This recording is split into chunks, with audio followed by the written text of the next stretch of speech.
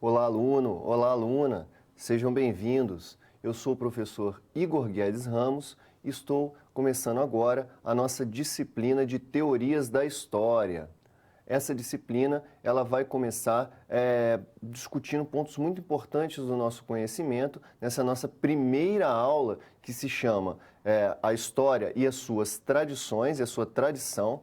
É uma aula que a gente vai introduzir o conceito de teorias da história, que me é muito caro, que é muito importante, não só para mim, porque sou formado nessa área, fiz mestrado e doutorado nesse campo das teorias da história e da historiografia, mas também acredito que seja muito importante para você e para todo historiador, porque é nessa área que a gente aprende não só a entender a história, mas a entender como ela é produzida e também a produzir história, como fazer para produzir história, certo? Mas antes de tudo, o que a gente precisa saber é o que seriam as teorias da história.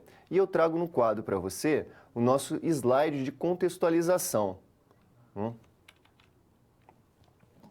O que são as teorias da história? O que a gente vai aprender nessa disciplina? A gente pode dividir as teorias da história em dois polos. O primeiro, que eu marco aqui, né? Primeira o que se estuda nas teorias da história. A primeira coisa que se estuda é isso aqui.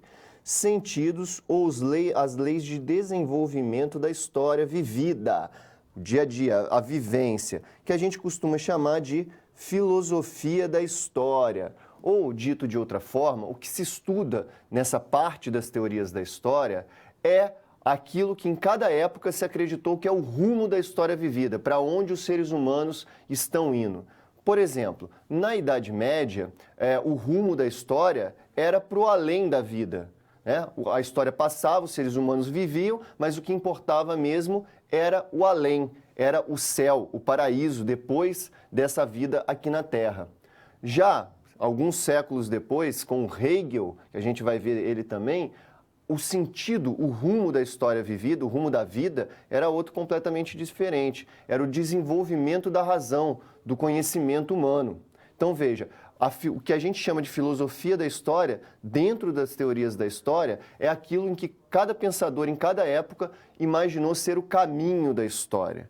Mais além disso, da história vivida, mais além disso, no quadro, eu trago um outro sentido para a ideia de teorias da história que a gente também vai estudar aqui, que é o quê? É o estudo do conjunto articulado de conceitos, métodos e problemas da história-disciplina, também chamado de epistemologia da história, ou seja, o estudo da ciência histórica. Aqui, nessa parte das teorias da história, a gente vai estudar o que eu gosto de chamar de ferramentas do historiador. Ou seja, os métodos que nós utilizamos para escrever a história, para produzir a história. Novamente, em cada época vai haver um determinado método, em cada época vai haver determinados conceitos, cada pensador terá um determinado conceito, um determinado método. Usando novamente os exemplos que eu usei antes, os pensadores da Idade Média, por exemplo, eles usavam como método a exegese do texto bíblico, ou seja, a interpretação do texto bíblico. O Hegel, a gente vai usar outros, mais de 300 anos depois, vai utilizar outra técnica, outra metodologia para produzir a história, que é a metodologia dialética, que a gente vai utilizar muito, todos os historiadores irão utilizar muito a dialética durante o nosso curso. A gente vai ver isso. A dialética, a síntese, a antítese. Então, são o quê? Ferramentas que a gente utiliza, conceitos, métodos, para organizar os fatos e escrever a história. Então, as teorias da história vão estudar essas duas coisas, o sentido que as pessoas dão para a história vivida e ao mesmo sendo filosofia da história e ao mesmo tempo estuda a epistemologia da história, os conceitos, as teorias, as ferramentas que são usadas para produzir história.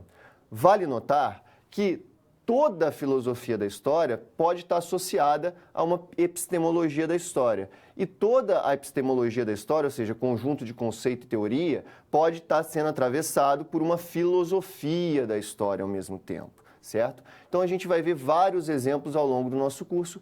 É isso que a gente vai estudar nessa disciplina.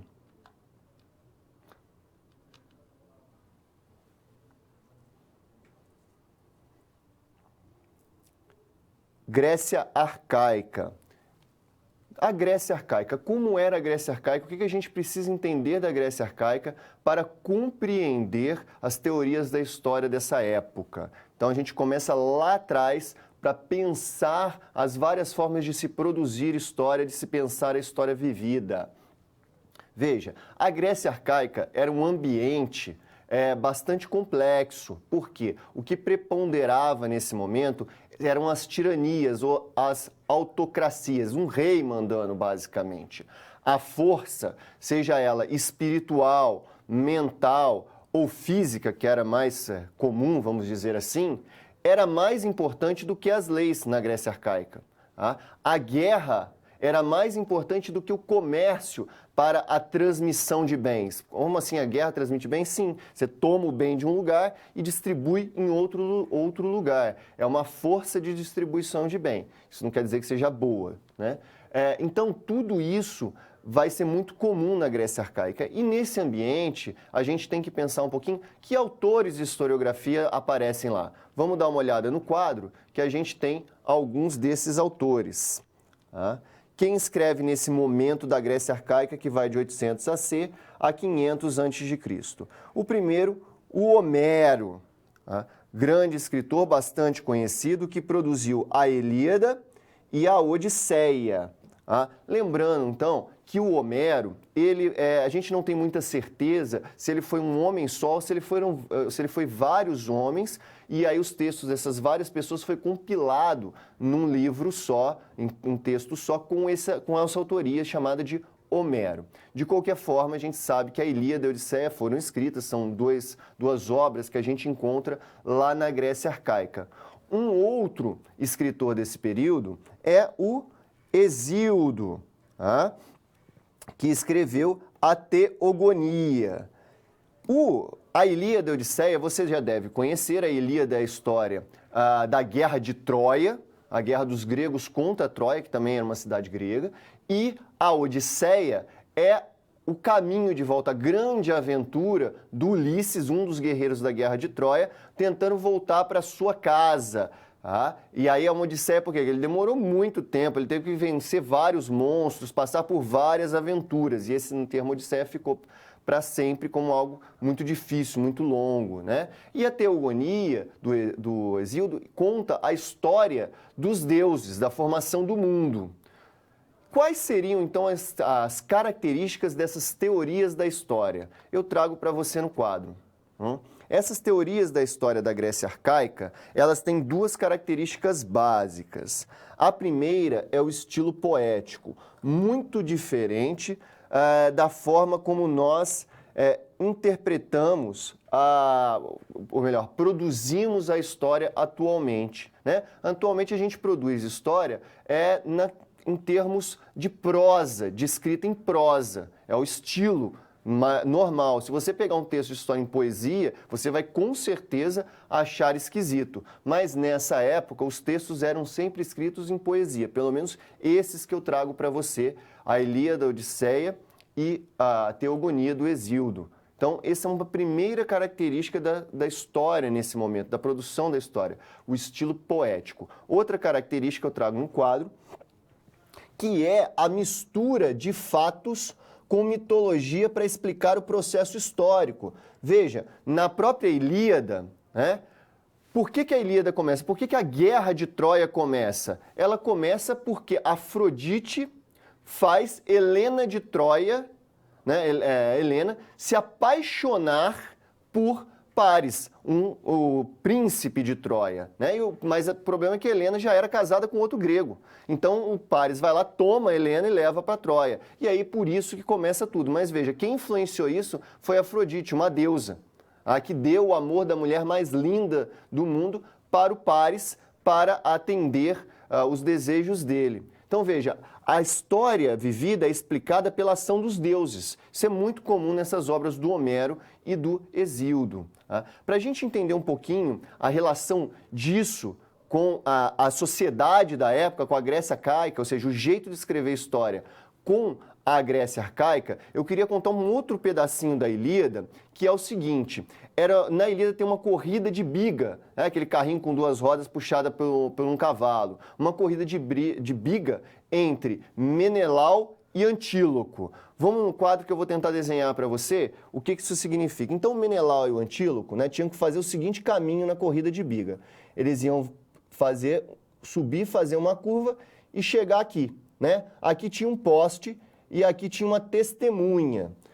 O Antíloco sai correndo e passa por baixo do poste e chega. O Menelau sai correndo, passa por trás, pelo lugar certo do poste, chega depois, chega em segundo. Né? O que vai acontecer aqui? Houve claramente um roubo do Antíloco, né? Ele não seguiu as regras. Se fosse hoje em dia, seria fácil resolver esse problema, era só perguntar para a testemunha, que inclusive está dita lá, tem uma testemunha. Porém, nessa época, as leis, as testemunhas não eram importantes para produzir conhecimento. O que era importante para produzir conhecimento era a força bruta. O que acontece na história? A força bruta, a força mental, a força espiritual. O que acontece na história? O Menelau disputa com o Antíloco dizendo o seguinte, olha, se você não roubou, coloque sua mão esquerda sobre a cabeça do seu cavalo, levante a sua mão direita e jure pelos deuses. O Antíloco falou, isso eu não vou fazer. Né? E aí, então, ele desiste da disputa e acaba perdendo essa posse. A gente vai ter, então, o que está importante aí? Não é a lei, não é as regras, não é a testemunha. O que está importando aí é a força espiritual, a força mental, certo? Não vamos dizer, a testemunha não tem importância. O que isso tem a ver com as teorias da história? Veja, o historiador, nesse momento, ele não procura uma testemunha para explicar nada. Vai procurar o quê? A explicação pelos deuses, né? Pela força espiritual. Algo parecido acontece no Édipo, no mito do Édipo também. Só que em vez de se utilizar a força espiritual, se utiliza a força mental. O Édipo se torna o rei de Tebas, o chefão, o monarca, o tirano de Tebas, porque ele vence a esfinge numa charada mental. E é por isso que ele se coloca. É evidente que nesse momento é a força bruta que manda mais. Mas repare que tudo é sempre a força, é sempre uma superioridade. Né? Na história é a superioridade dos deuses que explica o processo histórico, o desdobramento do processo histórico.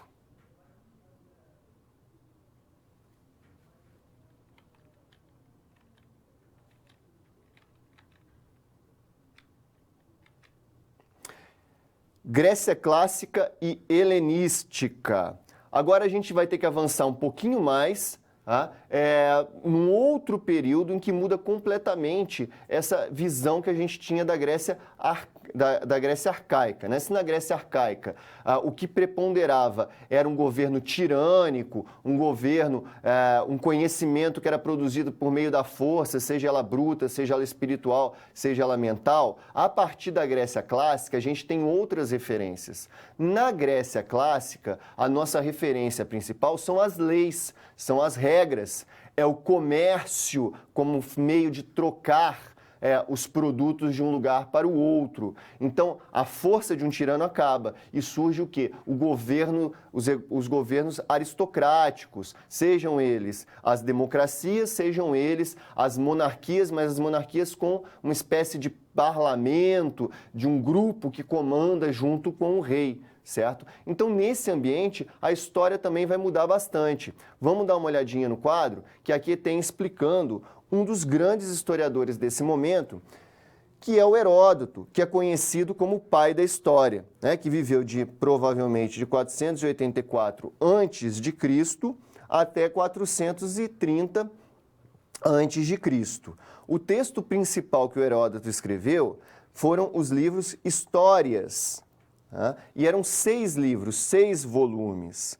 Qual que era o método principal do Heródoto? O que ele defendia? Ele defendia o método investigativo com testemunhas. O Heródoto, ele viajou por várias regiões da Grécia, ele foi até a Pérsia, foi até o Egito e por várias outras regiões da Grécia, né? Na região do Mediterrâneo. Então, ele viajou muito por ali e ele foi fazendo o quê? Entrevistas, perguntando às testemunhas diversas o que elas conheciam da história, o que tinha acontecido em cada época para escrever os seus livros. Então, repare bem, aqui é um ambiente bem diferente da Grécia arcaica, onde os deuses explicavam a história, e a história era muito misturada com mitologia, com invenções. Na Grécia clássica, era utilizado os testemunhos, então, das pessoas para escrever a história, pelo menos por via do Heródoto, que é conhecido como um dos primeiros historiadores, né? Além disso, veja, você consegue ver isso também no final do mito do Édipo. Porque se um Édipo vira rei de Tebas por meio da sua força mental, ainda numa Grécia que seria uma Grécia arcaica, já no final do mito do Édipo, é uma testemunha que se torna a fonte necessária, a fonte importante para saber o processo histórico. Porque é um escravo, é um qualquer, né? Para a época, um escravo não valia de nada, mas ele foi testemunha que o Édipo matou o seu próprio pai. E é esse escravo que revela a verdade para todos. E é esse padrão que vai imperar na Grécia clássica. A ideia de que você precisa saber de pessoas que viram o que aconteceu e recolher testemunhos. Esse será o método do Heródoto, que vai contar uma história dos povos ali da região da Grécia, do Egito, da Pérsia. É muito importante. Outra característica do trabalho do Heródoto, no quadro, é o antiquarismo. O que eu estou chamando de antiquarismo aqui? Antiquarismo é a ideia de que você pode recolher todas as informações do passado e todas elas têm o mesmo valor. Então veja, a vitória, uma grande vitória de um rei sobre um exército inimigo, dos espartanos, por exemplo, contra os persas, tem a mesma importância, tem o mesmo valor para o historiador que, vamos dizer, um costume, um tipo de alimento que é comido na Grécia, um tipo de alimento que é comido na Pérsia. Saber sobre a guerra e saber sobre os costumes dos povos é a mesma coisa, tem o mesmo valor. Todo conhecimento deve ser guardado e acumulado e preservado. É uma característica do pensamento do Heródoto. Mas por que eu estou destacando essa característica? Porque a gente vai ver um outro escritor da Grécia clássica que é um pouco diferente do Heródoto, que eu trago no quadro para você agora. É o Tucídides, tá? Repare que a gente está sempre aqui olhando as estatuetas, né? Porque a gente não tem imagens deles, nem pinturas, a maioria é estatuetas que foram produzidas da época. Ele vai viver depois do Heródoto, 460 a.C., até 404 a.C. E a grande obra do Tucídides é a história da Guerra do Peloponeso. Primeira característica dele aqui que diferencia bastante do Heródoto é a que eu trago no quadro, é o ver para crer. Aqui, ó, a passagem, ver para crer. O que eu quero dizer com esse ver para crer? Lembra que eu disse que o Heródoto aceita ver testemunhas, que é uma característica básica da Grécia clássica, né? As leis operando, as testemunhas para verificar o que aconteceu. Só que no caso do Tucídides, ele é ainda mais rigoroso que o Heródoto. Ele não acredita nas outras testemunhas. Ele próprio tem que testemunhar o que está acontecendo. E por que ele escreve sobre a Guerra do Peloponeso? Exatamente porque ele era um general na época da Guerra do Peloponeso. Então, ele pôde verificar a guerra e contar as coisas que aconteceram durante a guerra. A outra característica muito importante dele é que ele não aceita qualquer coisa como importante para a história. O que ele destaca para a história são os fatos políticos e os fatos militares. Evidente, ele era um governante, ele fazia discursos políticos, ele era um militar também que foi para a guerra. Isso era o mais importante para ele. Então ele excluía todo o resto, diferente do Heródoto, né, que aceitava tudo, e contava uma história muito mais política e militar, e ele próprio teria que ver a história, porque senão ele não confiava naquilo que tinha acontecido, certo? Mais adiante um pouco, a gente tem um outro personagem também muito importante que eu trago no quadro para você, que é o Políbio. Muito legal, muito interessante. O Políbio ele já está no período helenístico, do Império, do surgimento gradual do Império Romano, mas também do Alexandre o Grande e tudo mais. E ele escreve a história.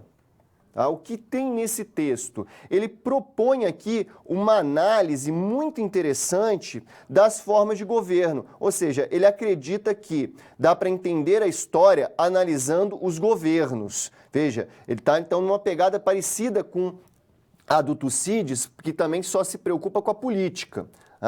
O Políbio, então, ele vai dizer o seguinte, olha, todos os povos começam com um governo de autocracia ou tirania, uma pessoa mandando. Com o passar do tempo, isso é bom no início, mas com o passar do tempo, esse tirano, esse monarca, esse autocrata, se torna um tirano, uma pessoa ruim que só se preocupa consigo mesmo. Aí acontece uma revolta e forma a aristocracia. A aristocracia é o governo dos melhores, tá? Ou seriam aquelas pessoas que teriam mais poder na época do tirano, que vem que a pessoa, o monarca virou um tirano e toma o poder e distribui o poder entre si. Finalmente, essa aristocracia, ela vai ser boa durante um tempo, mas depois ela vira uma oligarquia, um governo só para essas pessoas. E aí há uma revolução geral do povo e cria-se uma democracia, que todo o povo participa do governo. Aí acontece novamente uma degeneração e se cria uma oclocracia, ou o governo dos piores. E o que isso significa?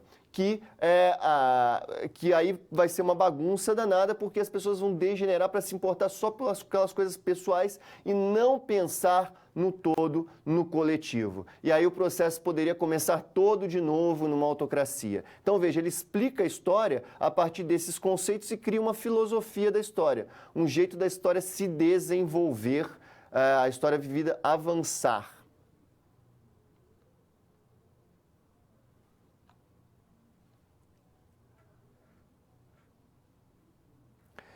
Império Romano e tradição judaico-cristã. Então agora a gente começa a pensar o Império Romano e os historiadores do Império Romano e aqueles que vão no final do Império Romano e o início da Idade Média, que vão estar muito influenciados pelo quê? Pelo catolicismo, pela tradição judaico-cristã, certo? No quadro, eu trago para você alguns desses pensadores. Tá? O primeiro de todos, talvez um dos mais importantes, é o Tito Livio. Tá? Ele viveu de 59 a.C. até 17 depois de Cristo. E a grande obra que o Tito Livio escreveu foi Desde a Fundação da Cidade. E qual que é a característica dessa obra principal aí dele? É a narrativa ano a ano da história de Roma. Você provavelmente já deve ter visto uma narrativa ano a ano. Nos nossos textos de histórias atuais, são poucos onde isso aparece, mas tem alguns que aparecem, que é aquela cronologia no início, em que fala o ano e fala as coisas que aconteceram ali naquele ano, né? E vai passando, às vezes mês a mês, às vezes semana a semana, mas normalmente ano a ano.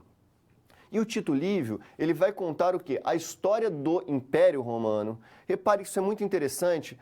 Ele continua, vamos dizer, ele aprende muito com Políbio, com a questão dos governos, ele aprende muito com os textos do Tucídides, no foco na política, só que a preocupação agora não é sobre a história de um povo, não é a história de uma guerra, não é a história simplesmente de uma política abstrata, que pode acontecer em qualquer país, não. É a história do Império Romano.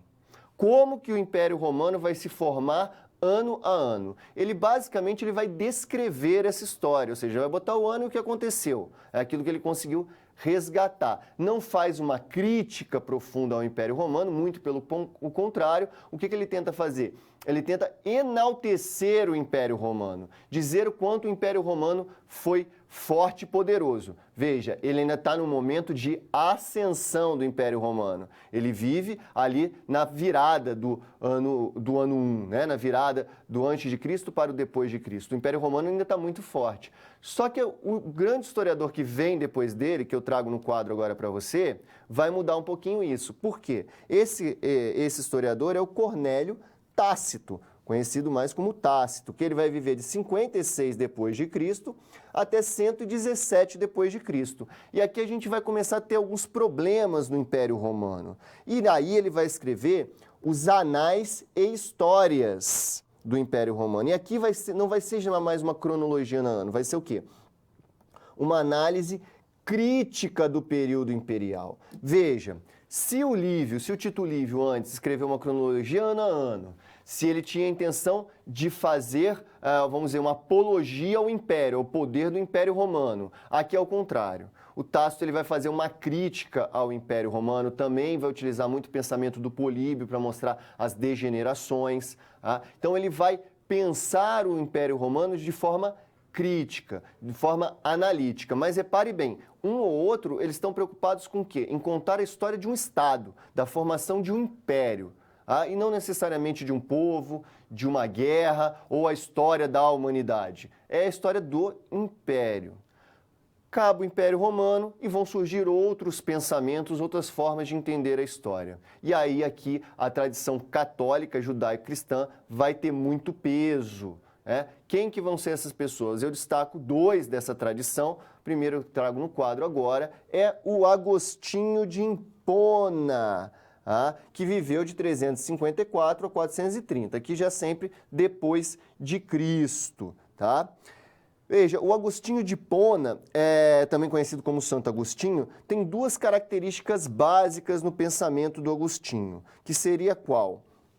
A influência do platonismo, do Platão, que eu já explico, e a outra coisa é que ele tem essa frase clássica aqui, primeiro eu creio, depois eu explico. Muitos historiadores atribuem essa frase a ele. Primeiro eu creio, depois eu explico. Para você entender essas duas coisas, você tem que entender o pensamento de Platão, primeiro. O pensamento de Platão, basicamente, divide o mundo em duas coisas. A parte espiritual, que seria boa, e a parte terrena, que seria má. É o dualismo platonista. E o Agostinho fala que o que importa, tanto quanto o Platão, é a parte dos espíritos, são as ideias. E ele vai bater muito nessa questão. E por isso que ele diz, primeiro eu creio, primeiro eu entendo a palavra de Deus como sendo a grande verdade absoluta e depois eu explico o resto do mundo. E normalmente ele explica o resto do mundo como a parte ruim disso tudo e o que importa mesmo é o espírito. Mas mais para frente, ainda na tradição judaico-cristã, a gente vai ter um pensamento bem diferente desse. Qual que vai ser? Trago no quadro para você. É o Tomás de Aquino. São Tomás de Aquino, que vai ver bem depois do Agostinho, 1225 a 1274. Porém, ele vai ter uma característica semelhante à do Agostinho, que é muito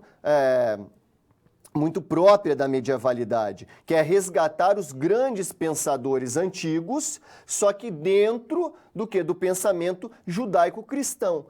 E qual que vai ser esse pensador antigo? Ele vai ser muito influenciado pelo aristotelismo, ou seja, por Aristóteles. E aí ele vai inverter totalmente a explicação do santo, do Agostinho. Ele vai dizer, ele não vai crer antes de explicar. Muito pelo contrário, ele vai dizer, a razão explica até mesmo a fé.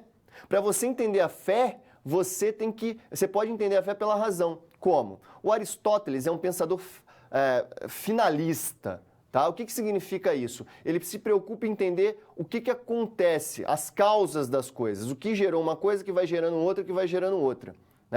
Então, o São Tomás de Aquino fala, ora, se uma coisa é a causa da outra, que é a causa da outra, as coisas vão acontecendo em sequência, se a gente voltar lá atrás, vai ter que ter um motor inicial, uma causa inicial, alguém que começa tudo. E quem que vai ser esse alguém?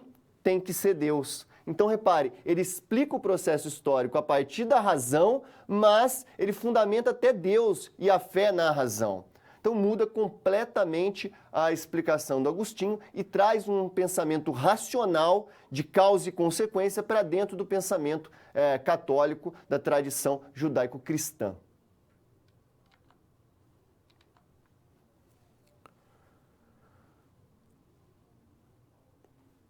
História do Brasil pela teoria de Políbio. Aqui, o que eu trouxe para você é uma situação-problema que tenta aplicar o pensamento do Políbio, o pensador do período helenístico, para a história do Brasil.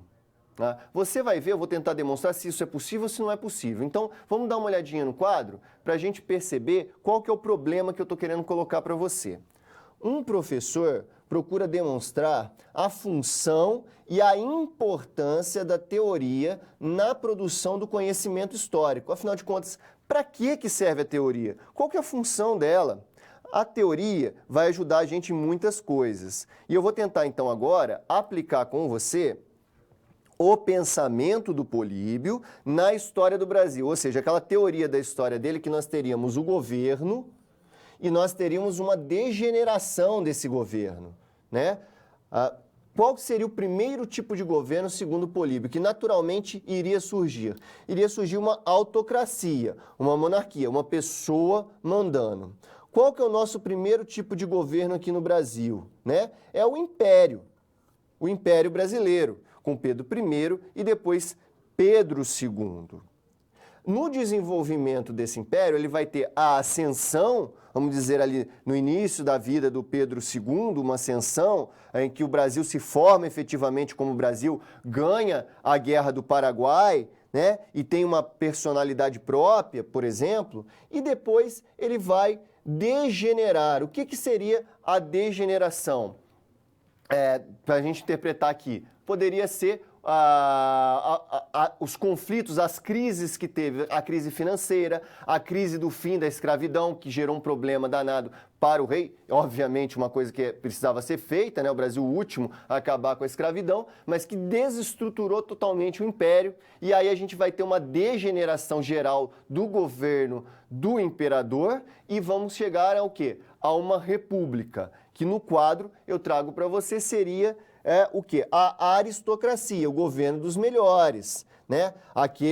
Os positivistas militares, os positivistas civis, que assumiriam o governo, então, durante o período republicano e conduziriam o Brasil para o desenvolvimento. E a gente poderia dizer, aconteceu a industrialização, aconteceu a imigração e tudo mais, porém, no final, mais para o final da República, nós teremos o quê? Uma oligarquia também, né? O governo de uma minoria para si mesmo. Muitas pessoas ficando muito ricas e a maioria do brasileiro pobre.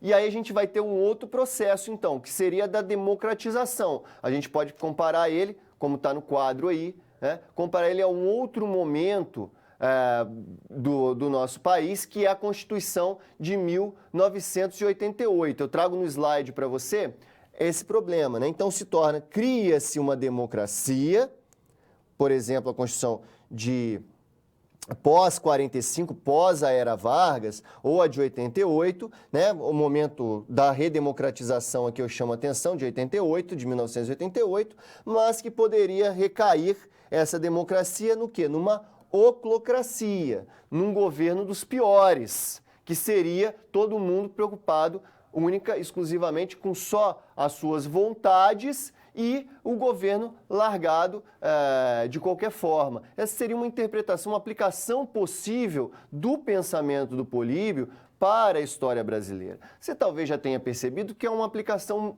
um pouco forçada, porque não encaixa, os fatos não se encaixam, não explica direito. Mas a teoria tem essa função de tentar explicar os fenômenos que acontecem, tá? Porque a gente não consegue, se a gente simplesmente ficar recolhendo tudo que acontece, a gente não consegue explicar nada. E a teoria serve para explicar as coisas que acontecem, explicar os fenômenos fundamentada em fontes. E precisa ter a teoria, por quê? Como a gente está vendo com a teoria do Políbio, ela não encaixa direito na história do Brasil.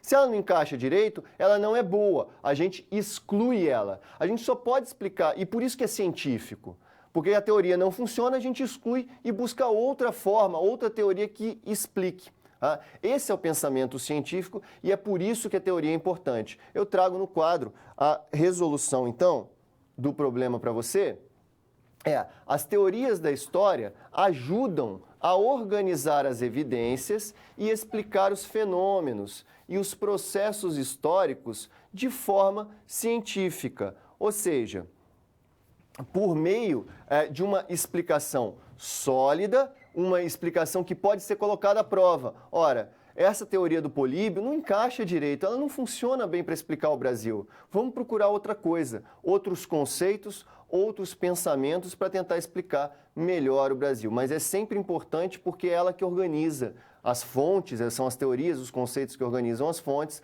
são elas que ajudam a explicar os fenômenos históricos.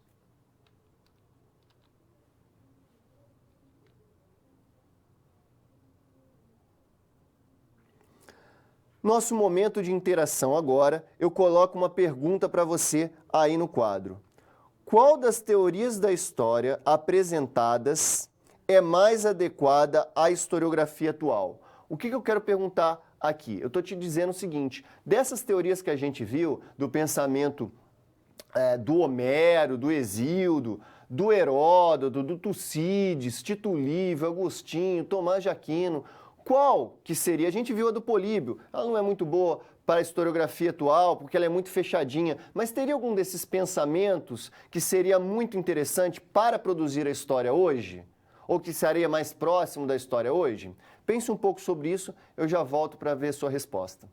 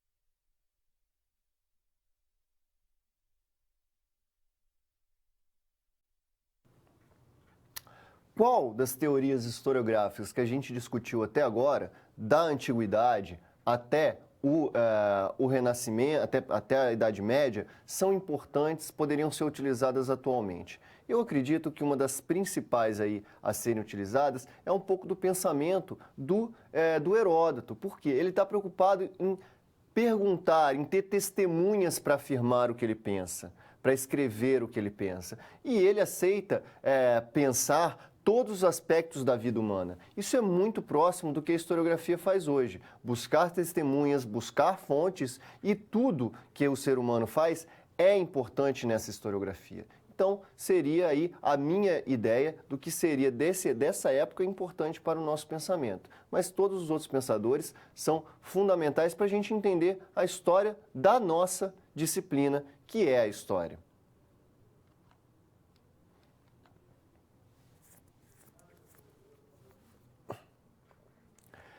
Renascimento. O período do Renascimento vai ser um período bastante tumultuado. Você sabe que ele começa ali por volta do século XIV, alguns falam século XIII até, e vai até o século XVI, né? Mas o centro dele ali é o século XV, com os grandes artistas, Leonardo, Michelangelo, produzindo conhecimento e produzindo artes, tentando renascer a Idade Clássica e se opondo à Idade Média, né? Tentando trazer de volta os valores, os estilos da Antiguidade e dizendo que a Idade Média era a Idade das Trevas, da obscuridade, de tudo que era ruim. Inclusive foram os renascentistas, que inventaram o termo Idade das Trevas, mas isso é muito mais para eles mesmos se marcarem como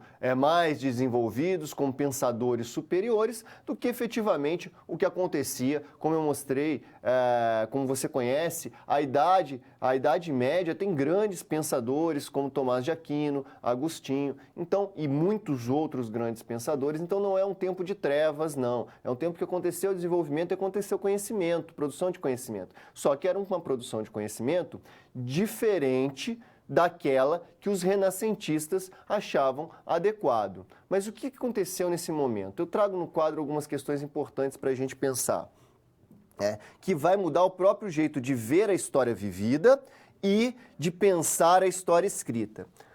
Primeira coisa que a gente tem que entender, então, é esses dois mundos muito diferentes, que eu acho que essas duas imagens destacam esse mundo distinto, né?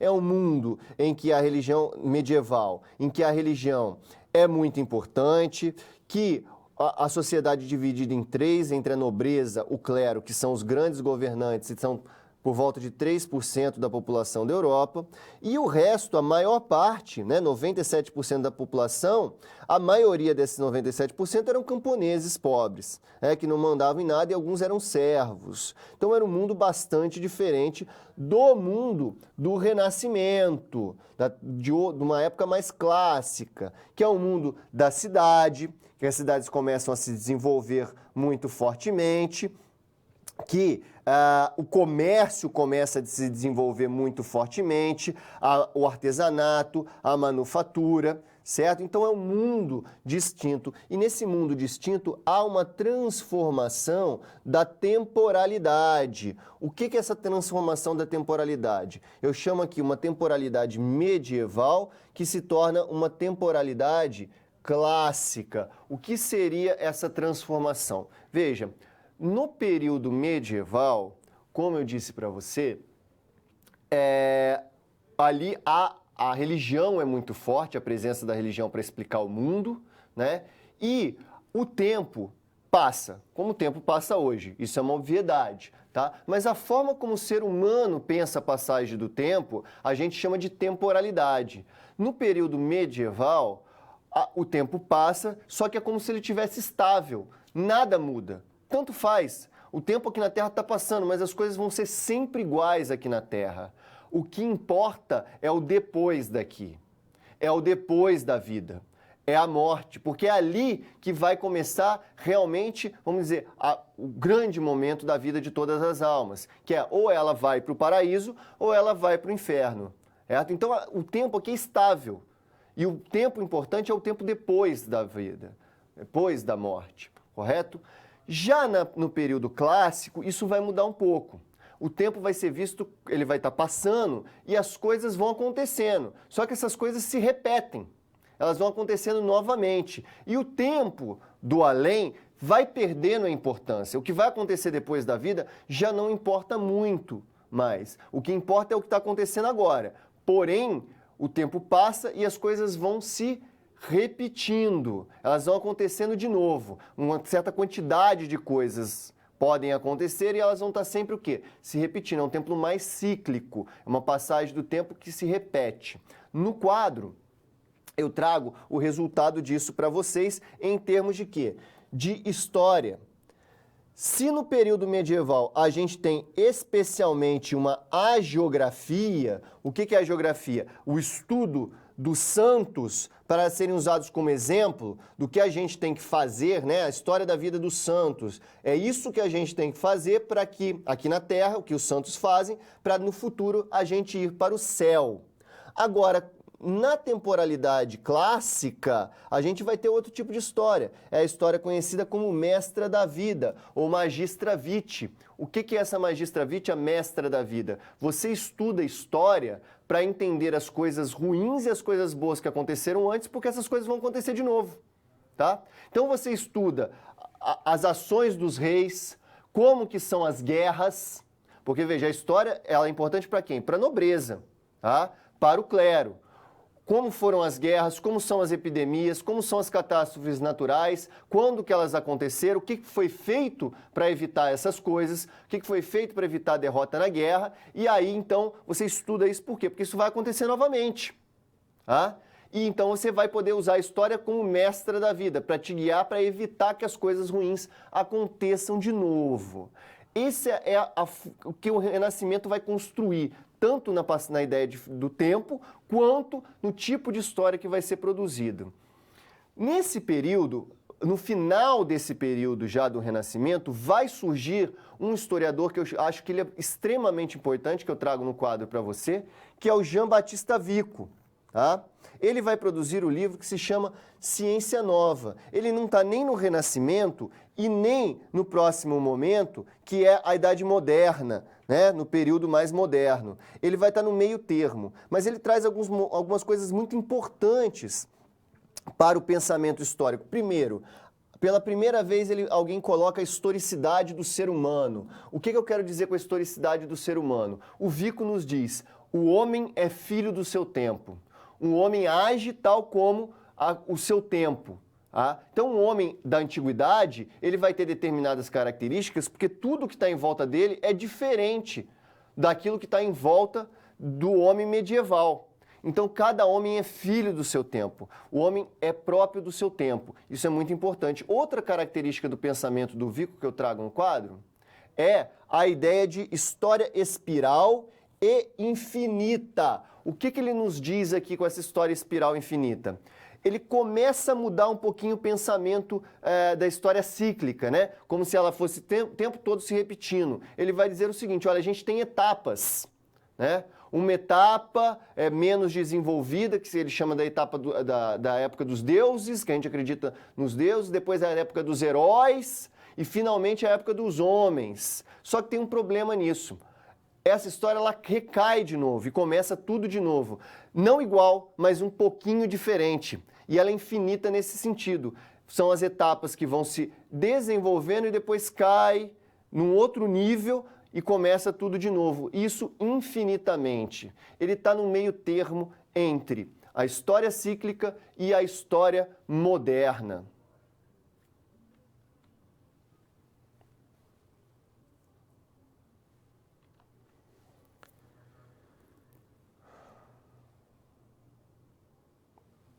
Iluminismo, a dupla revolução e o progresso. O iluminismo, de certa forma, é uma continuação do Renascimento. O iluminismo, mas ele vai transformar o pensamento renascentista, ele vai mudar a forma como o ser humano vê a passagem do tempo, como o ser humano vê a história. Tá? Mas antes da gente pensar diretamente na história, vamos falar um pouquinho sobre o que tem dentro do pensamento iluminista. No quadro, eu trago algumas características aqui. A primeira coisa que tem no pensamento iluminista, que a gente estava ali no final do século XVII, século XVIII, principalmente, com pensadores como Voltaire, Adam Smith, Montesquieu, Diderot, D'Alembert, entre muitos outros pensadores que você conhece, né? E entre esses pensadores a gente tem algumas coisas em comum no que diz respeito ao pensamento teórico, o que diz respeito ao pensamento histórico, certo? Aqui eu destaco 3 elementos. Primeiro, sínteses esquemáticas racionais, finitas e terrenas. O que eu quero dizer com isso? Eles tentam explicar como que as coisas se desenvolvem aqui na Terra de forma sintética, simples. E eles têm sempre um final. Essas explicações do processo histórico, elas sempre chegam a um final. E a preocupação deles é sempre aqui com a Terra, não é com a vida além da Terra. Certo? Então, vamos pegar um exemplo. Vamos pegar o próprio Adam Smith, que ele põe a teoria do desenvolvimento econômico, das riquezas das nações. Ele explica o desenvolvimento econômico a partir da lei da oferta e da procura. Se você tem um livre mercado, certo?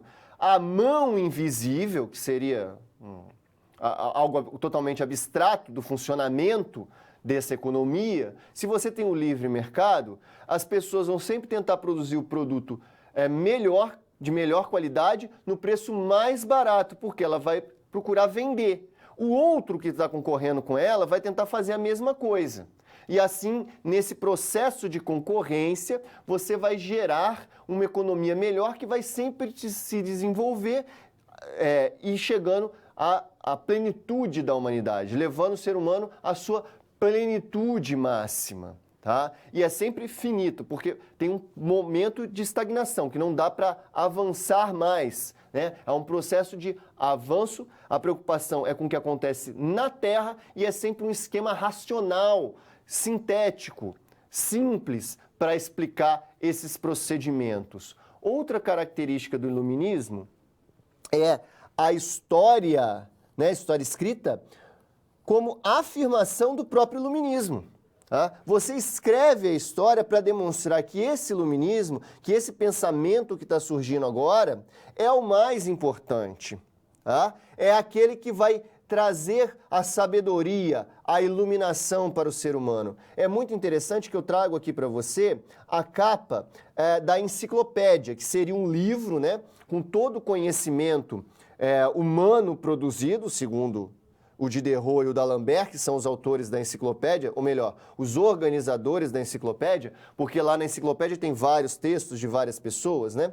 E eles criam, então, essa capa, essa contracapa, na verdade, onde aparece aqui a verdade. Essa aqui seria a verdade sendo iluminada. Iluminada por quem? Pela filosofia e pela razão. Então a razão e a filosofia que o iluminismo traz vai iluminar a verdade. A história, nesse contexto, ela vai sempre demonstrar o quê? Que os iluministas são os grandes salvadores da humanidade. Né? Outra característica desse momento, também trago no quadro, é a questão da história como aprendizado para o progresso. Por que eu estudo história? Se no período medieval eu estudo a história dos santos para pegar de exemplo, para imitar os santos, para na hora que eu morrer eu ir para o céu, se no período da Renascença, né, até o Iluminismo ali, eu estudo história para evitar as catástrofes que já aconteceram, a história magistra vitae, ou seja, mestra da vida, aqui eu estudo a história para acumular conhecimento, para progredir, para avançar. Veja, é outro pensamento. No quadro, eu trago para você o que vai acontecer dentro desse ambiente. Vai acontecer a dupla revolução e a ideia de progresso vai surgir. Tá? Qual é essa dupla revolução? Você conhece, é a Revolução Francesa, que vai ser profundamente inspirada pelos iluministas, e a Revolução Industrial, Pelo menos o Adam Smith será muito importante nesse processo de desenvolvimento da indústria na Inglaterra. Essas duas revoluções juntas vão criar um mundo completamente diferente. E o que vai mudar que é importante para o historiador? Primeiro, a temporalidade. Aquela temporalidade clássica em que as coisas estariam sempre se repetindo vai ser convertida na temporalidade moderna, em que as coisas estão sempre melhorando. O tempo passa e as coisas vão melhorando, vão ficando cada vez mais desenvolvidas. E isso vai refletir no tipo de história que é produzida. Primeiro, uma história mestra da vida. Se as coisas se repetem, eu estudo a história para evitar que a coisa ruim aconteça novamente. Para uma história que seria o quê? Progressista, que conta o desenvolvimento humano. Você conhece a história simplesmente para acumular conhecimento e favorecer o quê? Que o progresso humano, que avance, né? Que a gente vá progredindo cada vez mais. A história agora aqui, ela vai contar um caminho que não tem volta. Ele não se repete, ele está sempre o quê? Avançando, está sempre melhorando, progredindo. Isso está dentro do pensamento iluminista, mas também é muito impulsionado pelas essas duas revoluções. A Revolução Industrial mostra que o homem pode se desenvolver muito rápido. E a Revolução Francesa mostra que as coisas podem mudar completamente na política. Tá?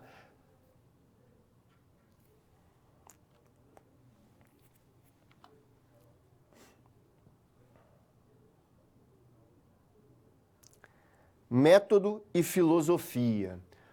Qual que vai ser, então, o desdobramento da Revolução Francesa e da Revolução Industrial para o pensamento teórico, para os conceitos de história? O que isso vai mudar na forma como o ser humano pensa os conceitos, como que ele usa, que metodologia que ele usa, que teoria que ele usa para explicar a mudança, para explicar essa temporalidade em que o tempo passa e as coisas estão sempre melhorando, para contar uma história dessa melhora. Antes de mais nada, é muito interessante destacar a questão do conceito de revolução. Nesse momento da Idade Moderna, certo? Ou seja, após a Revolução Industrial, após a Revolução Francesa, ou seja, da ruptura, melhor dizendo, da Idade Moderna para a Idade Contemporânea, o termo revolução ganha outro significado. Revolução antes da Revolução Francesa, antes da Revolução Industrial, significava a Revolução dos Astros, que é o quê? A Revolução do Astro. A Terra sai de um lugar, dá a volta e vem parar no mesmo lugar. Revolução dos astros, dos planetas em torno do Sol. Eles saem de um lugar, dá a volta e chega de novo nesse mesmo lugar. É uma temporalidade cíclica. Com essas mudanças do iluminismo, com as mudanças da Revolução Francesa e da Revolução Industrial, a revolução ganha uma noção completamente diferente. É algo que muda, que transforma, que rompe, que cria algo novo. Não é mais voltar para o mesmo lugar, é romper. E isso vai se manifestar no pensamento de vários intelectuais. Eu destaco dois extremamente importantes. O primeiro é Kant, Immanuel Kant, que viveu de 1724 a 1804. Duas das suas obras, ele tem várias obras, essas duas aqui eu destaco na nossa aula de hoje. Eu nem digo que são as mais importantes, mas são muito importantes. É a Crítica da Razão Pura, escrita em 1781, e a Crítica da Razão Prática, escrita em 1788. Tá? As obras do Kant são obras bastante complexas, mas eu vou tentar simplificar um pouco o seu pensamento aqui, levando em consideração as questões históricas especificamente. A primeira coisa que o pensamento do Kant transforma, que é muito significativo, é a ideia da virtude moral como construção racional. No mundo racionalizado, no mundo em que as explicações bíblicas, as explicações mitológicas vão perdendo poder, a razão vai ganhando poder, até a moral e a ética, via Kant, a moralidade ganha uma explicação racional. O que eu quero dizer com isso? O Kant nos diz o seguinte, se antigamente as pessoas se comportavam de forma boa, agiam de forma boa, porque elas seguiam a palavra de Deus, para poder ir para o céu, ou elas se comportavam de forma boa porque elas nasciam assim, certo? Lá na antiguidade e depois no período judaico-cristão, da tradição judaica-cristã, né? Eu me comporto bem para ir para o céu, ou antes, na antiguidade, eu me comporto bem porque é a minha natureza, né? Eu faço parte do cosmos assim, me comportando bem. O Kant vai dizer, não, a gente deve se comportar bem por uma questão racional. E aí ele cria um imperativo categórico, que é nada mais, nada menos do que a receita que a sua vovó já deve ter falado para você e a sua mãe, que é o seguinte, em poucas palavras no popular, não faça com os outros o que você não quer que faça com você. Só isso. Como assim, professor, só isso? O Kant nos diz o seguinte, olha, antes de você tomar qualquer atitude na vida, você deve pensar o seguinte, se o que eu vou fazer todo mundo fizer, vai ser bom ou vai gerar um mundo pior? Se você observar isso e ver, não, se eu recolher um papel do chão e todo mundo recolher um papel do chão também, vai melhorar o mundo ou vai piorar o mundo? Ou, se eu jogo um papel no chão, aí você pensa, se todo mundo jogar um papel no chão, vai melhorar o mundo ou vai piorar o mundo? Então veja, o Kant fundamenta a atitude moral via um pensamento racional. E isso é importante para a gente entender a noção histórica dele, que eu trago no quadro, a explicação. Que é o quê? Olha aqui. O progresso humano, né, porque a história está progredindo nesses pensadores todos, como resultado da contradição humana entre natural e cultural. Para o Kant, o ser humano, ele é ambicioso.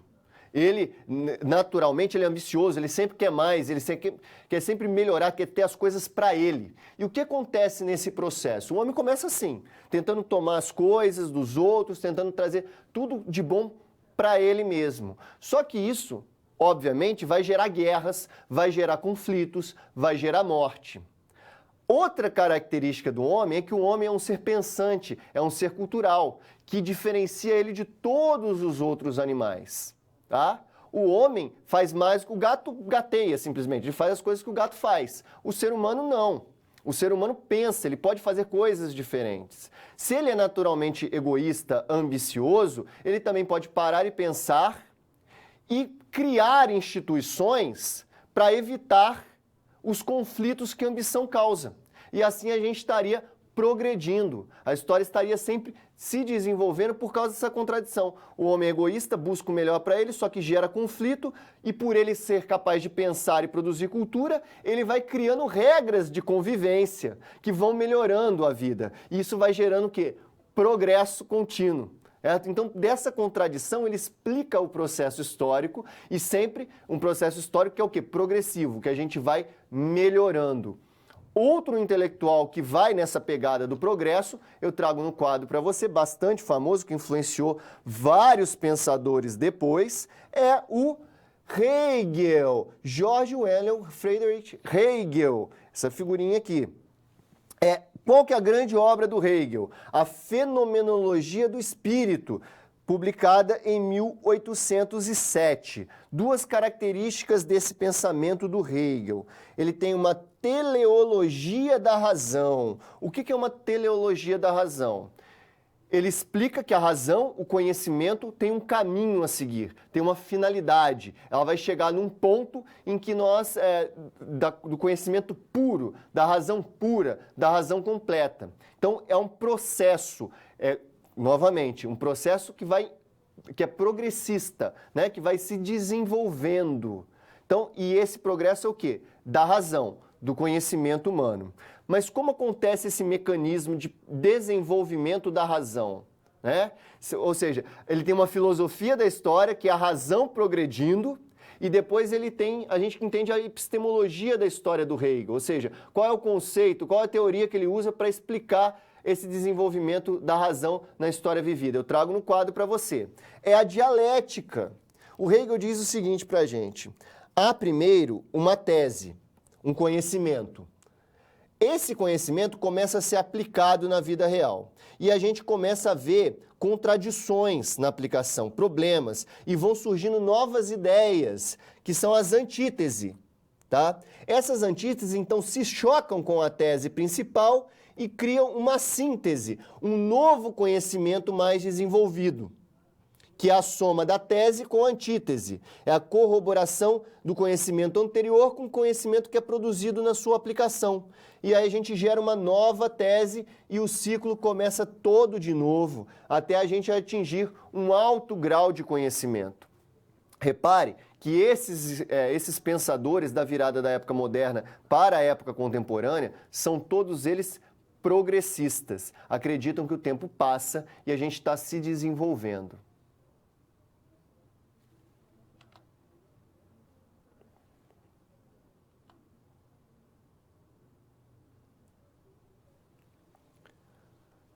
Nicolau Maquiavel, grande pensador do período renascentista, certamente você já ouviu falar desse nome, né? E deve saber também, conhecer aquele famoso adjetivo maquiavélico, né? Que vem do pensamento do Maquiavel, do Nicolau Maquiavel. E ele está vivendo, eu já digo desde já, no período da história mestra da vida, do período da história magistra vitae, que é o seguinte, né? O tempo passa, a ideia é que o tempo passa, mas as coisas vão se repetindo, elas vão acontecer de novo. Então eu estudo história para evitar que o mal aconteça novamente, né? E qual que vai ser a nossa situação, problema sobre o Maquiavel? Eu trago no quadro para você. A pergunta que eu coloco sobre o pensamento do Maquiavel é a seguinte: quais as consequências práticas da teoria da história de Maquiavel para o pensamento político? Ou, dito de outra forma, como que a gente pode, se a gente aplicar o Maquiavel ao pé da letra, se a gente aplicar o pensamento do Maquiavel, qual vai ser o resultado político disso? Que tipo de política a gente cria com o pensamento do Maquiavel? Vamos dar uma olhada no quadro para entender um pouco mais sobre o Maquiavel. Então, como eu disse, o Maquiavel ele vai viver ali entre 1469 e 1527. Ele é um pensador que vai propor uma história, pensar a história mestra da vida, né? Ou seja, entender as coisas que aconteceram antes para estar preparado para o que vai acontecer depois. Ele vai ser um renascentista que vai ensinar o quê? Os príncipes. E aí o livro mais famoso dele se chama exatamente O Príncipe, mas que só foi publicado, na verdade, depois da morte do Maquiavel, em 1532. Ele morre em 27. Ele escreve o livro em 1513, tá? E ele era o quê? Um professor de reis, um professor para treinar o príncipe a governar, a manter o seu governo. Tá? E ele usa a história, o que aconteceu antes na história, para ajudar esse rei a resolver os problemas. Qual que é o conceito dele mais importante para explicar o processo histórico? São dois conceitos, o conceito de fortuna e o conceito de virtude, que está completamente amarrado a questões políticas. Então veja, ele acredita que a história está sempre se repetindo, ela vai acontecer de novo, e por isso que eu estudo a história para evitar que as coisas ruins aconteçam novamente. O conceito de fortuna, a gente poderia traduzir como as condições históricas. O que está acontecendo? Um rei tem que estar atento a isso, a entender o que está acontecendo naquele momento, interpretar se está tendo uma epidemia, se está tendo uma guerra, se tem um rei fazendo diplomacia junto com outro rei para atacar a este primeiro, certo? O que está acontecendo no mundo? Quais são as condições do mundo? Essa seria a fortuna, tá? O que está acontecendo? São coisas boas que estão acontecendo, são coisas ruins? Interpretar o mundo à sua volta. E o outro conceito de virtude é de ter a virtude de agir. Saber as coisas certas a fazer para resolver os problemas. E a história seria esse processo de interpretar o mundo e agir dos reis, dos grandes homens, dentro do pensamento do Maquiavel. Qual que vai ser o resultado desse pensamento para a política? Vamos dar uma olhadinha no quadro.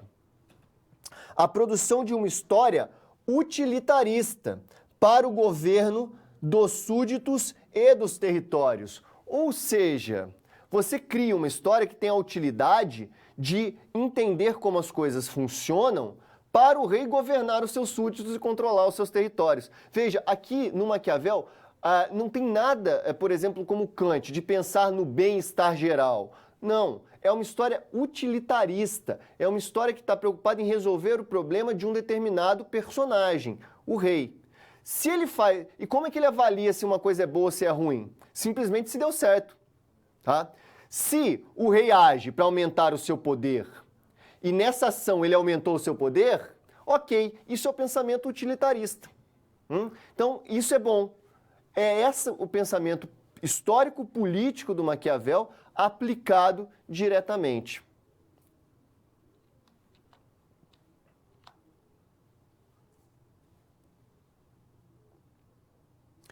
Interação.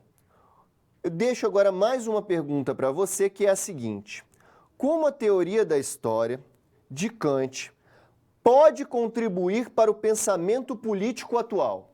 Veja, se a teoria da história de Maquiavel cria uma política que é utilitarista, ou seja, eu faço as coisas para me beneficiar, isso no caso do rei, porque ele escrevia para o rei, né, independente se essa coisa é boa ou ruim, vamos pegar o pensamento do Kant, que nos diz o imperativo categórico, que o homem é violento, mas que o homem tem a capacidade de parar e raciocinar e criar instituições que evitem essa violência e que consigam, mais do que isso, focar o egoísmo do homem, a sua cobiça, para algo bom para todos, né? Pensa um pouquinho, veja o que dá para fazer, qual que seria o resultado de aplicar o Kant, né, as ideias históricas do Kant, a ideia moral do Kant no pensamento político atual. Eu volto já já.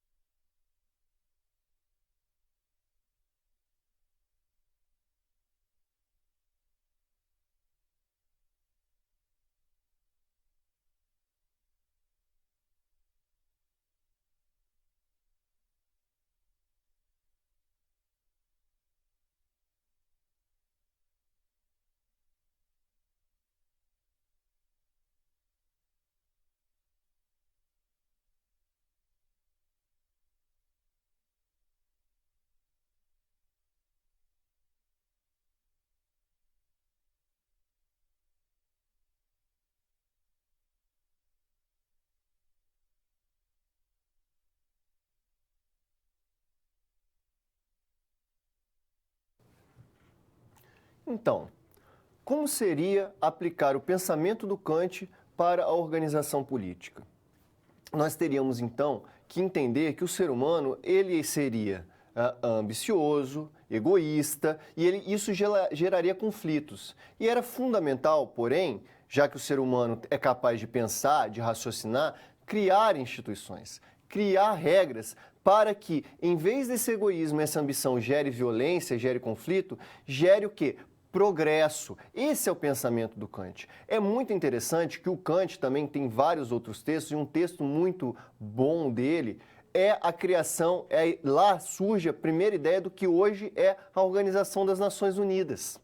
Tá? É a ideia de um concerto das nações. Ele é um dos primeiros pensadores a discutir isso, que era necessário que as pessoas se reunissem, que os povos se reunissem numa grande assembleia para discutir as regras de convivência para evitar as guerras, que atravessaram tanto a época do Kant e existem até os dias de hoje, antes e depois do Kant. Certo? E tivemos então a Primeira e a Segunda Guerra, e só depois que a gente resolveu finalmente criar uma instituição como a ONU, que ele propõe lá atrás, que realmente desse certo. A gente tentou ainda o Concerto das Nações antes da Primeira Guerra, a Liga das Nações depois da Primeira Guerra, mas nada deu certo. A ONU, por hora, está funcionando. Mas isso tudo está dentro do pensamento do Kant já lá atrás, e tem a ver com a questão da interpretação da história, do comportamento humano e da organização política que a gente pode fazer. Recapitulando, eu trouxe para você agora alguns pontos da nossa aula que ajudam a gente a resumir e amarrar tudo. Primeira questão aqui que a gente discutiu, teorias da história como epistemologia da história. O nosso foco foi principalmente na questão da epistemologia da história, entender alguns conceitos, entender como os conceitos de fortuna, virtude do Maquiavel, por exemplo, o conceito de governo e degeneração dos governos de Políbio, a dialética do Hegel, mas ao mesmo tempo, eu estava apontando para você a questão da filosofia da história que atravessa toda a produção histórica, é atravessada por uma filosofia. O que seria essa filosofia da história que também é estudado nas teorias da história? É como que nós imaginamos que a história se desenvolve. Ela é uma história cíclica? Ela é o progresso da razão? Ela não faz nada aqui na Terra, o importante mesmo é o depois da Terra? Então, repare, a epistemologia da história estuda os conceitos que são estudados, a filosofia da história, como a gente imagina o desenvolvimento da vida humana, que rumo que nós estamos tomando. A teoria da história estuda tudo isso, abarca todo esse tipo de pensamento. E quais foram as teorias da história, então, que a gente estudou? No quadro, eu trago para você alguns pontos. A história é greco-romana. O que eu destaco daqui é que ali a gente começa a se preocupar em escrever uma escrita em prosa e não poética. Ali a gente começa a se preocupar com a questão da testemunha e das fontes, e ali a gente começa a desenvolver os primeiros conceitos de história. Por exemplo, a ideia de governo, de degeneração do governo em Políbio, tá? Depois, a gente tem uma história como soteriologia. Professor, que palavra complicada é essa? É o estudo da salvação humana. É a história medieval. Eu estudo o exemplo dos santos para saber como eu devo me comportar aqui na Terra, porque o que me importa é a salvação. A soteriologia é o estudo da salvação. Vamos dizer, é o que está presente nessa história medieval, que é a hagiográfica, estuda a vida dos santos. E depois, quais são as outras que a gente tem no quadro aí? A história mestra da vida, a gente estuda a história para evitar as catástrofes, a gente tem o Maquiavel como um grande exemplo desse momento, com o conceito de fortuna e virtude, né? E a história é útil para evitar catástrofes e para manter os príncipes no poder. E, finalmente, a história como progresso, muito presente no pensamento do Hegel e no pensamento do Kant, em que o ser humano estaria sempre se desenvolvendo. O Hegel está preocupado com o desenvolvimento da razão, do conhecimento, é isso que guia o ser humano. E o meio de fazer isso é via dialética. A tese, a antítese e a nova síntese, começa o processo todo novamente. O Kant, nessa briga entre as duas naturezas humanas, entre a cobiça e a capacidade de pensar e criar regras para evitar a violência. Mas ambos estão pensando o quê? No progresso. Esse é o panorama das teorias da história da aula de hoje e eu encerro aqui a nossa aula. Espero você na próxima. Muito obrigado.